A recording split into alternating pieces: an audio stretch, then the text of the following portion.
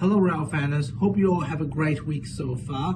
This week we are unboxing the R143 L subway train.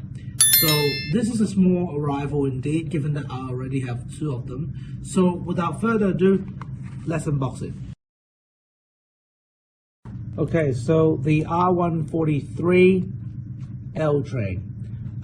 This one is made in 2020. So still got this sparkly paint, the glit paint, which is I suppose a bit more of the latest series. So as I've compared to older trains before, it doesn't have that glit, but overall the finishing is lovely, as I've always expected from Munipals as well. Now, compared to other similar trains in the series, such as the R160 and R179, they are pretty much exactly the same. This one is R160, which is the N train, and then you got the R179, which is the J train. Now, it's less glitter compared to all the others.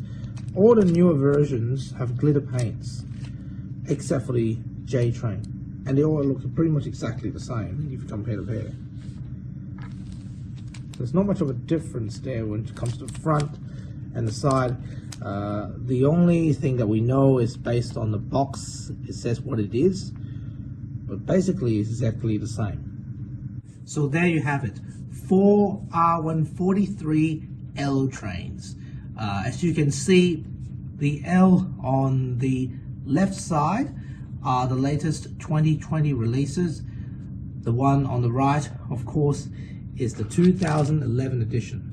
That's right, 2011. So I think you all recall that I did a comparison video of the new ones versus the old ones, and if you want to watch that, it's on the description below. I've got a link over there so you can check it out yourself. So without further ado, let's do a test run, see how they do.